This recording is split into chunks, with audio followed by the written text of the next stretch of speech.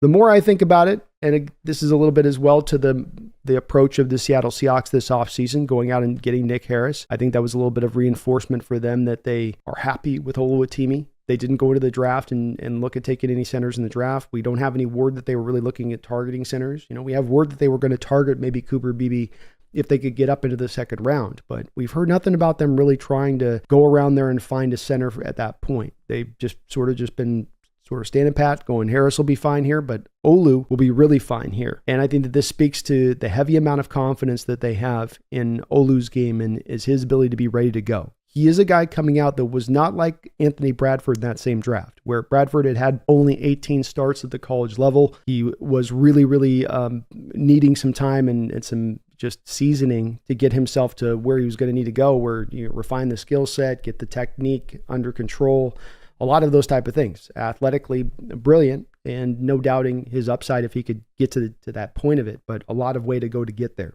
Oluwatimi is at his upside, walking in the door out of college in many respects, I think. All young players are going to take a little bit of time to develop. This isn't a 27-year-old, I'm ready to go, here we go. I'll be an instant good starter day one. So having a bit of a season and understanding Coach Carroll's also had a bit of a predilection against having rookie centers starting for him in his recent history. It's understandable why Olu maybe wasn't able to make more of the impact there. But he's going to be a breakout guy for me because of the fact that he started so many games at the college level. He's been fluid, I think, in a couple of different schemes at the college level, which will help, I think, for his transition here to the new spread scheme. And the new spread scheme doesn't get maybe talked about enough here with Oluwatimi, really fits his skill set really well. He was not the best tester in the book. If you're looking for an athletic sending tester, you're looking for a guy that's going to give you certain scores. And it wasn't that Olu necessarily gave you great scores. They were okay. They were fine. But when you turn on the tape, he's football fast, if you can say that for the center position, where he is able to get from point A to point B in a hurry, get there with a purpose, land his block, land it technically well, be under control with his feet, not be falling over himself.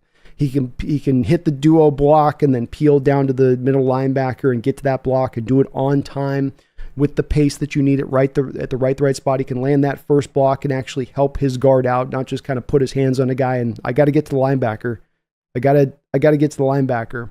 Watching the Michigan tape, all of what Olu was doing right and left was pulling back out in space, getting out over here, getting out over there, pulling back into the or just climbing to the second level. And snap after snap, Michigan was asking him to do something that was mobile-based in his requirements. It could be just a reach block.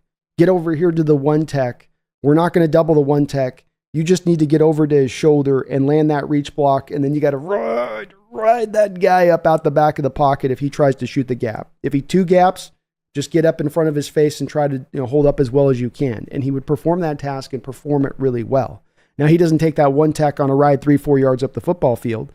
Maybe why wasn't a bigger, brighter prospect, but he got the job done for the requirement of what you needed there in that blocking scheme that they were employing.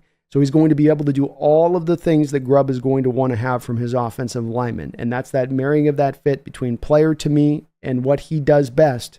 Because if you ask Olu to be a Jackson Powers Johnson type center, who's just going to take guys on a ride one-on-one, play after play, if you're going to ask him to be a phone booth center, that's not Olu's game. That's not what he's going to do best. You put him in a spread-based offense, you have him pass protecting more than he's run blocking, and he can have a tremendous amount of success in this kind of scheme, in this kind of system. So this is a guy that's just, for me, kind of late in the hour a little bit is kind of in my mind merged thinking about this, but Seattle's plan of attack for the position, my still loving his tape. He was, I think, one of my favorite picks out of last year's draft for what they landed value-wise. I think I had going into that draft a third-round grade on Olu. I really loved his tape and the mobility stuff, especially at the forefront of it, because it's a hard thing to find. These guys just can't, they might be able to move in space, but they can't target correctly. They might not have a good timing for it. Like they can't get off the first block to get to the second level. They might be able to do all that stuff, but then they get to the block and they just fall down when their hands start to come out, they start to stumble over their feet. Or the linebacker can do a little stutter step and they're flying past him. It's all of those things he does that helps to make that mobility stuff work, which will fit to the scheme. Just peanut butter jelly.